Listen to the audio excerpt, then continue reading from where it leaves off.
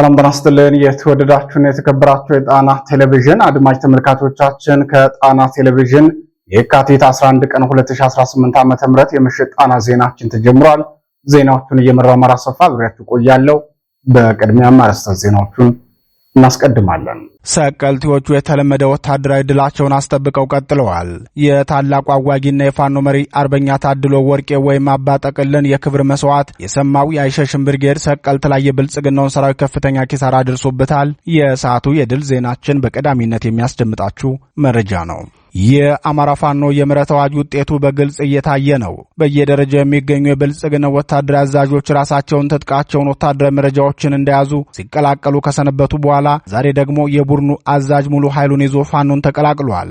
የአንድነት ድርጅታችሁን 2 ወር ቀደም ብታደርጉት ኑሮ ወንድሞቼ ሳይገደሉ አብረን እንመጣ ነበር በማለት በቁጭት ተናግሯል። ዜናችን በዝርዝር ያስደምጣችኋል።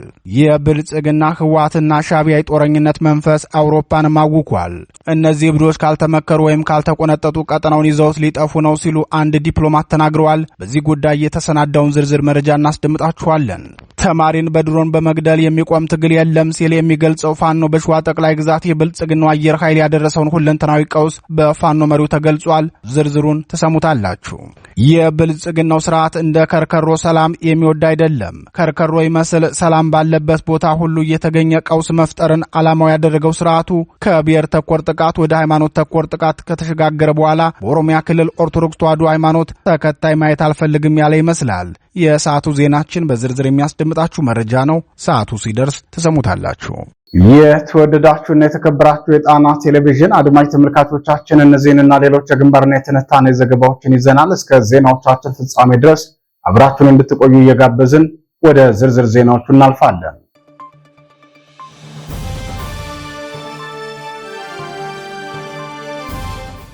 ወደ ቀዳሚው ዜናችን አመራን። ፋኖን ለማፈን የገባው ጦር ተመቶ ቀረ። የአማራ ፋኖ ብሔራዊ ንቅናቄ ጎንደር ጠቅላይ ግዛት እዝ ሰቀልት ላይ ታላቅ ድል የተቀዳጀበትን ተጋድሎ አካሄደ። የጎንደር ጠቅላይ ግዛት እዝ በጌምድር ክፍለ ጦር አይሸሽም ብርጌድን ለማፈን የገባው የብልጽግናው ጥምር ጦር በአይሸሽም ዮሐንስ ብርጌድ የተወሰደበት ፈጣን ምት ከፍተኛ ኪሳራ አድርሶበታል። በማዕከላዊ ጎንደር ዞን ሰቀልት አውራጃ ከሚገኘው ካምፕ በመውጣት የአይሸሽም ብርጌድ ቢኒያም ሻለቃን ለማፈን የተንቀሳቀሰው የብልጽግና ሰራዊት የሻምበል መሪውን ጨምሮ 10 አባላቱ እርምጃ ተወስዶባቸዋል።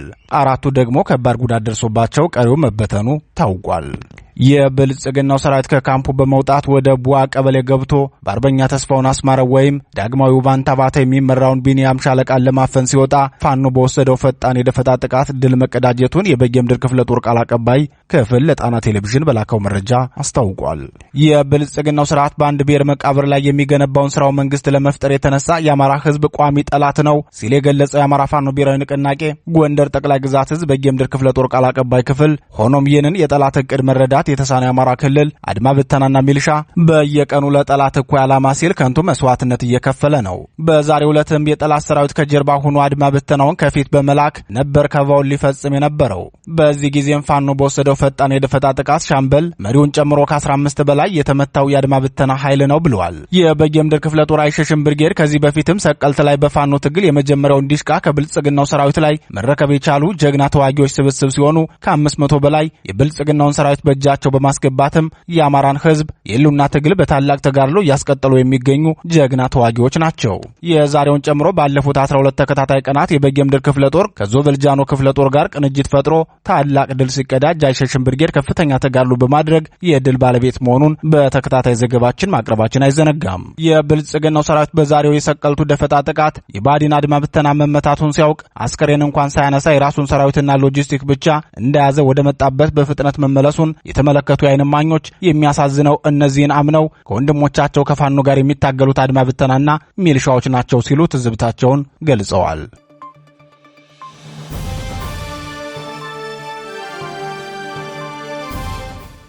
ወደ ተከታዩ ዜናችን እናልፋለን። አዛዡ የሚመራውን ኃይል ይዞ ገባ። የአድማ ብተና መሪው የሚመራቸውን አባላትን ይዞ ፋኖን መቀላቀሉን የአማራ ፋኖ ብሔራዊ ንቅናቄ አጼ ምኒልክ ዕዝ የህዝብ ግንኙነት መምሪያ አስታወቀ። የአድማ ብተና ቲም መሪው ፋኖን የተቀላቀለው በስሩ የነበሩ 6 ወታደሮችን በመያዝ መሆኑን ታውቋል። ደቡብ ወሎ ዞን አልብኮ ወረዳ የሚገኘው የብልጽግና ሰራዊት አባል የነበሩ የጥምር ጦሩ አባላት ሙሉ ትጥቃቸውንና ወታደራዊ መረጃዎችን እንደያዙ ፋኖን ተቀላቅለዋል። ፋኖን የተቀላቀሉት 5 አድማ ብተናና አንድ የልዩ ኃይል አባል ከቲም መሪያቸው ጋር 7 ሆነው ነው። 6ቱም የብልጽግና ወታደሮች የአማራ ፋኖ ብሔራዊ ንቅናቄ በቅርቡ ያቀረበውን የምህረት አዋጅ ተከትሎ ዛሬ የካቲት 11 2018 ዓ.ም በአማራ ፋኖ ብሔራዊ ንቅናቄ አጼ ምኒልክ ዕዝ ልጅ ኢያሱ ኮር የጎፍ ክፍለ ጦርን መቀላቀላቸውን የዕዙ ቃል አቀባይ ክፍል አስታውቋል። ፋኖን የተቀላቀሉ 7ቱም የሥርዓቱ ወታደሮች እስካሁን የቆየነውም ቀጠናዊም ሆነ እንደ አማራ አንድ ወጥ አደረጃጀት ስላልነበራችሁ ነው። አሁን ግን አንድ ወጥ ድርጅት በመመስረታችሁና የምህረት አዋጅ ጥሪ በማቅረባችሁም በልበ ሙሉነት ልንመጣ ችለናል። በቀጣይ የኛን መንገድ ተከትለው የሚመጡ በርካታ ጓዶቻችንም አሉ ብለዋል። ይህ በእንዲህ እንዳለ በዚህ ወሎ ቤት አማራ ቀጠና የአባት አርበኞች ጦር በአማራ ሳይንት ግንባር በደማቅ ሁኔታ መመረቃቸውን የአጼ ምኒልክ ዕዝ ህዝብ ግንኙነት መምሪያ አስታውቋል። የአማራ ፋኖ ብሔራዊ ንቅናቄ አጼ ምኒልክ ዕዝ ንጉስ ሚካኤል አሊኮር አማራ ሳይንት መቅደላ ክፍለ ጦር ታቦር ተራራ ሻለቃ በሚንቀሳቀስበት አማራ ሳይንት ወረዳ ውስጥ የአባት አርበኞች ጦር በማሰልጠን በደማቅ ሁኔታ አስመርቋል። በሌላ ዜና ብአዴን የፖሊስ አባላቱ በየቀኑ እየጠፉበት በመቸገሩ ሳምንታዊ የሰራዊት የቆጠራ ትዕዛዝ አስተላለፈም። የቆጠራ መመሪያው የተላለፈው የፖሊስ አባላቱ በተደጋጋሚ ጊዜ ከግዳጅ ስምሪታቸው እየከዱ ፋኖን እየተቀላቀሉ በመሆናቸው ነው ተብሏል። ከስራ ቦታ ከመዝናኛ ቦታና ከጸበል ቦታዎች ሳይቀር እየታፈሰ የሚሰለጥነው የአማራ ወጣት ከስራ ቦታው እየከዳ ነው። ሰሞኑን ከደብረ ማርቆስ ቀበሌ 2 ፖሊሶች ተታኩሰው ወደ ፋኖ መቀላቀላቸውን የሰማው ብልጽግና የፖሊስ አባላት ቆጠራ ማለትም ፖሊን ቆጠራ አካሂጃለሁ በማለት ለክልሉ ፖሊስ ኮሚሽን የቆጠራ ሪፖርቱን አቅርቧል።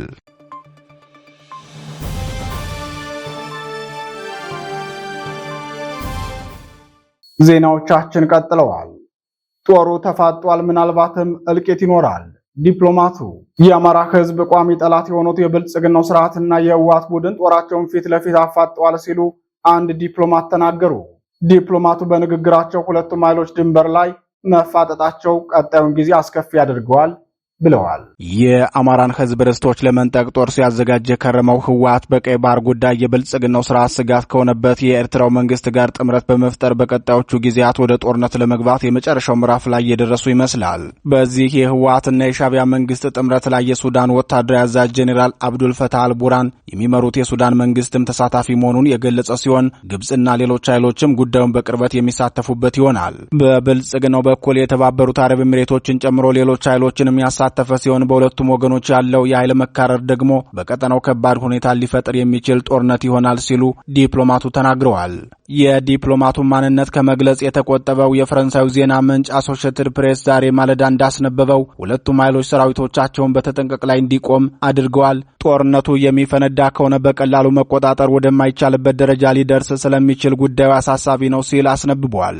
የብልጽግናው ሰራዊትና የህወሓት ታጣቂ ቡድን በአማራ ክልልና በትግራይ ክልል አዋሳኝ ድንበሮች ላይ መስፈሩን የዘገበው አሶሺየትድ ፕሬስ አንድ የምዕራቡ ሀገር ዲፕሎማት የመንግስት የሁለቱም ወገኖች ኃይሎች ፊት ለፊት መፋጠጣቸው ጥሩ ምልክት አይደለም ብለዋል። በዚህ ጉዳይ አስተያየታቸውን ለአሶሺየትድ ፕሬስ የሰጡ የትግራይ ምሁር በበኩላቸው ዓለም አቀፉ ማህበረሰብ በሁለቱ ወገኖች ላይ ጫና ካልፈጠረ በስተቀር ጦርነት ድጋሚ የመቀስቀስ ዕድሉ ከፍ ያለ ነው። በዚህ የተነሳም ባለፈው ጦርነት ብዙ መከራ ያየው የትግራይና የአማራ ህዝብ ከፍተኛ ስጋት አድሮባቸዋል ሲሉ ተናግረዋል። ህወሓት በበኩሉ 51ኛ ዓመት የምስረታ ቀኑን በሚያከብርበት በዛሬው ዕለት ወልቃይት ጠገዴ፣ ሰቲት ሁመራና ጠለምትን እስከምናስመልስ ድረስ ከጎናችን ቁሙ ሲል የጦርነት ቅስቀሳ እያደረገ ይገኛል። ይህ በእንዲህ እንዳለ የብልጽግናው ስርዓትና የሻዕቢያ መንግስት ወደ ጦርነት ለመግባት የመጨረሻው ምዕራፍ ላይ መሆናቸውን አፍሪካን ኢንተለጀንስ በሪፖርት ዘገባ አውጥቷል። ሚዲያው አር ኢትዮጵያ ኤንድ ኤርትራ አባውት ቱ ጎ ቱ ዋር በሚል ርዕስ ባስነበበው ጥልቅ ትንታኔው የትግራይ ጉዳይ፣ የአሰብ ወደብና የድንበር ጉዳዮች በሁለቱ ጦረኛ መሪዎች በኩል ለጦርነት የሚያነሳሷቸው ምክንያቶች መሆናቸውን ይገልጻል። ሚዲያው በትንታኔ ዘገባው የጦርነቱ አይቀሬነቱን እየሆነ እንደመጣ ገልጾ በተለይም ከ2024 ጀምሮ በተደጋጋሚ ጊዜ በግልጽና በሞረሽ ሲደረጉ የነበሩ የቃላት ምልልሶች አሁን በግልጽ መደረጋቸውን ይናገራል። በተለይም የብልጽግናው ሊቀመንበር በፓርላማ ያደረጉት ንግግርና የብልጽግናው ውጭ ጉዳይ ሚኒስትር ለኤርትራው መንግስት በጻፉት ደብዳቤ ከግዛታችን ጦራችሁን አስወጡ ማለታቸው በኤርትራውያን ዘንድ ቁጣን መቀስቀሱን አስታውሷል። በኤርትራውያን ፖለቲከኞች በኩል ደግሞ የተለመደ እብሪት ወለድና ለኢትዮጵያ ሀገረ መንግስት ያላቸውን ጥላቻ ያሳዩበትን የምጽዋውን ክስተት የጦርነት ቀስቃሽና ተንኳሽነት መሆኑን ተናግሯል። የኤርትራ ማስታወቂያ ሚኒስትሩ የማነ ገብረ መስቀል በማህበራዊ ትስስር ገጻቸው በኩራት ያጋሩትና አጼ ምኒልክን ጨምሮ የኢትዮጵያን ቀድሞ መሪዎችን የሚያንቋሽሸውን ምስል አቶ ኢሳያስ አፈወርቂ በተገኙበት ለእይታ የበቃ መሆኑን የተመለከቱ የፖለቲካ ተንታኞች ሻዕቢያ ማለት ዕድሜም የዓለም ሁኔታ የማያስተምረው በጥላቻና በብሪት የተሞላ ስብስብ ነው ሲሉ ይናገራሉ። ይህን ምስል የኤርትራ ገዢዎች በተገኙበት መታየቱና ማስተባበያ ከመስጠት ይልቅ በኩራት አድናቆት የሰጠው መሆኑን የተመለከቱ ምሁራን ከዚህ ኃይል ጋር ታክቲካዊም ሆነ ስትራቴጂካዊ አጋርነትን ማሰብ ከባድ ነው ብለዋል። በሌላ ዜና ትናንት አዲስ አበባ የመጡት የቱርኪው ፕሬዝዳንት ረሲፕ ጣይብ ኤርዶዋን አፍሪካ ቀንድን አታውኩት፣ ችግራችሁን በራሳችሁ መንገድ ብቻ ፍቱ የሚል አስተያየት የሰጡ ሲሆን ሆኖም በዚያው ንግግራቸው ለሶማሊላንድ እስራኤል ዕውቅና መስጠቷ አካባቢውን ያውከዋል በማለት የብልጽግናው መንግስት የእስራኤልን መንገድ እንዳይከተል አሳስበዋል። የብልጽግናው ሊቀመንበር በበኩላቸው የባህር በር ለማግኘት የምናደርገውን ጥረት ይደግፉን ሲሉ ለኤርዶዋን ተማጽኖ አቅርበዋል።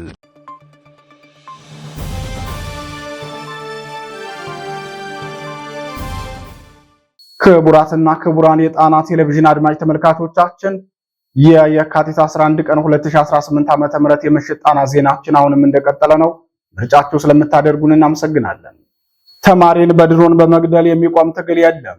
ፋኖ የኦህዴድ ብልጽግና ስርዓት ምንም የፋኖ እንቅስቃሴ በሌለበት ሸዋ ላይ በንጹሃንና በተቋማት ላይ የድሮን ጥቃት በማድረስ ከባድ የጦር ወንጀል መፈጸሙን የአማራ ፋኖ ብሔራዊ ንቅናቄ ሸዋ ጠቅላይ ግዛት እዝ አስታወቀ።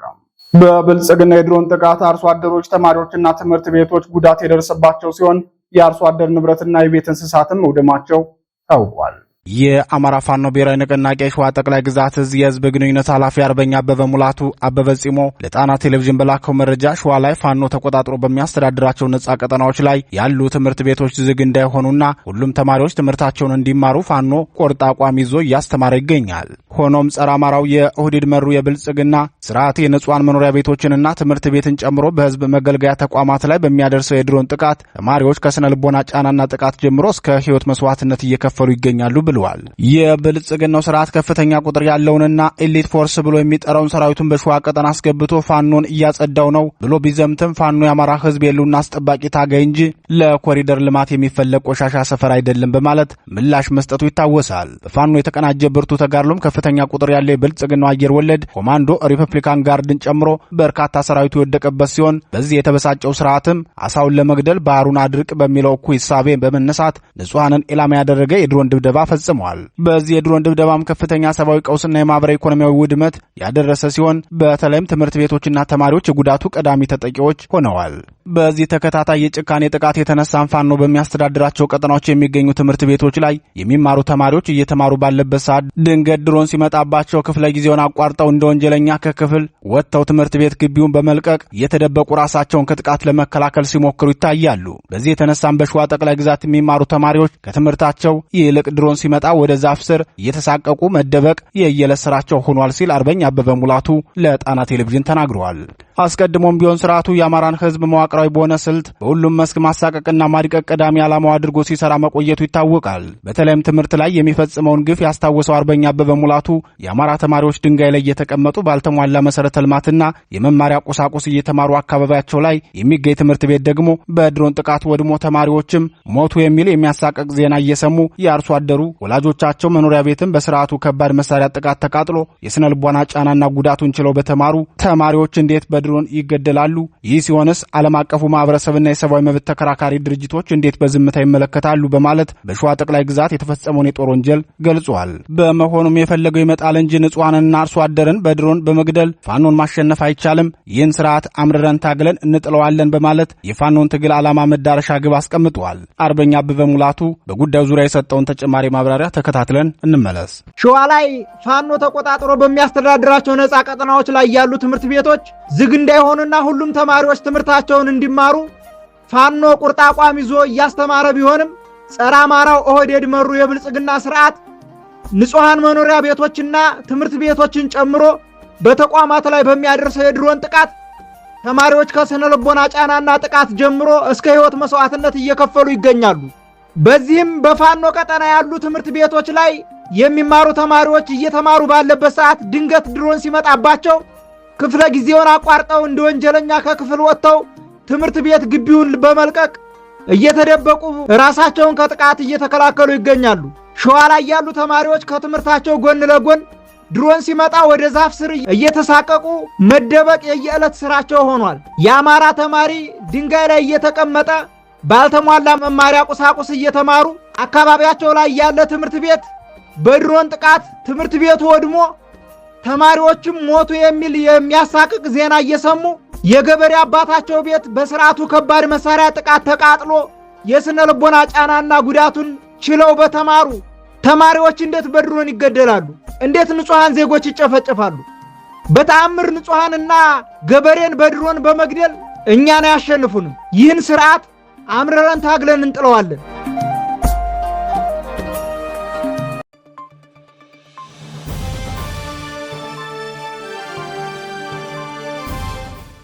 ወደ መጨረሻው ዜናችን እናልፋለን። ሃይማኖት ተኮር ጥቃቱ ተስፋፍቶ ቀጥሏል ተባለ። የኦሮሚያ ክልል መንግስት በክልሉ የሚገኙ የአማራ ብሔር ተወላጆችና የኢትዮጵያ ኦርቶዶክስ ተዋሕዶ ቤተክርስቲያን ሃይማኖት ተከታዮች ላይ የሚያደርሰውን መዋቅራዊ ጥቃት አጠናክሮ ቀጥሎበታል ሲሉ ነዋሪዎች ተናገሩ።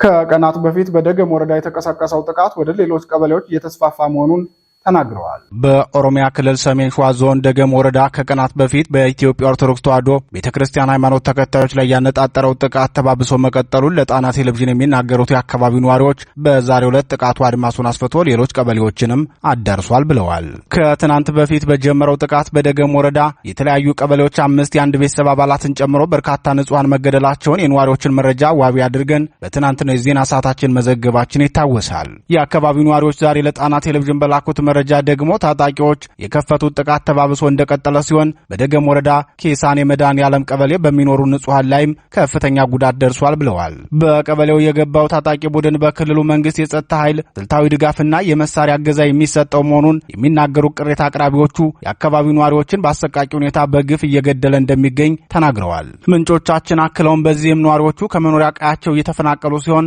በርካታ ሰዎች ታግተው ከአቅም በላይ የሆነ የማስለቀቂያ ገንዘብ እየተጠየቁ መሆናቸውን ጨምረው ገልጸዋል። የተጠየቁት ክፍያ ከአቅማቸው በላይ የሆነና መክፈል ያልቻሉት በአሰቃቂ ሁኔታ እንደተገደሉ የገለጹት ምንጮቻችን በርካታ ነዋሪዎች በፍርሃት አካባቢውን ለቀው እየወጡ ቢሆንም እስካሁን የደረሰላቸው የመንግስት ኃይል አለመኖሩንም አክለዋል። ጥቃቱ ከሚፈጸምበት ጥቂት ኪሎ ሜትሮች ርቀት ላይ የኦሮሚያ ክልል ልዩ ኃይል ካምፕ የሚገኝ ቢሆንም በንጹሃን ላይ የሚፈጸመውን የተቀናጀ ማንነት ተኮር ጥቃት ለመከላከል ምንም አይነት ፍላጎት አለማሳየቱን ተናግረዋል። በኪሳኔ መድኃኔዓለም በታጣቂዎች በግፍ ከተገደሉ ንጹሃን መካከል እማዋይ ስሜ አበበ ማሞ፣ ዋንግዘው ደሳለኝ፣ ነገሰ ፈረደ፣ ታደለ አማረ፣ ጩሮ የምወደው፣ መስታወት ንጉሴ፣ አቢ አስማረ፣ በላቸው ባዩ፣ አስፋው ግዛው፣ መካሻ ቦራ፣ ጆርጌ ኋላሸት፣ ጌታው ጫኔ፣ ሰለሞን ይልማና ገረመ ተሾመ የሚባሉት የተጠቀሱ ሲሆን ሌሎች ታፍነው የተወሰዱና የደረሱበት ያልታወቁ ንጹሃን መኖራቸውም ተገልጿል። በዚሁ ቀበሌ አቶ የኋላሸት አስፋው የተባሉትን የሀገር ሽማግሌ ደግሞ እነዚሁ ታጣቂዎች የሀገር ሽማግሌውን ልጅ ገርለው አዛውንቱን አፍነው በመውሰድ ለማስለቀቂያ 750 ሺህ ብር የተጠየቁ ሲሆን የአካባቢው ሕዝብ በርብርብ ገንዘቡን አዋጥቶ እንዲለቀቁ መደረጉን ነዋሪዎች ለጣና ቴሌቪዥን ገልጸዋል። ታጣቂዎቹ በኦርቶዶክስ ተዋሕዶ ሃይማኖት ተከታዮች ላይ አነጣጥረው እየፈጸሙት ያሉትን ጥቃት ተከትሎ አብያተ ክርስቲያናት ሙሉ በሙሉ እንደተዘጉ የገለጹት ምንጮቻችን ከእነዚህ ውስጥም ቴሶ ገብርኤል፣ ቱሎፋ ሚካኤል፣ አኖ እግዚአብሔር አብ ቤተክርስቲያን፣ ኪሳኔ መድኃኔዓለም ቤተክርስቲያን እንዲሁም ዳንሴ ማርያም ቤተክርስቲያን ከተዘጉት ቤተክርስቲያናት መካከል እንደሚገኙበት ምንጮቻችን ተናግረዋል። በአብያተ ክርስቲያናቱ ላይ የሚፈጸመው ዝርፊያና ቃጠሎም ተጠናክሮ መቀጠሉን የዓይን እማኞች ገልጸዋል።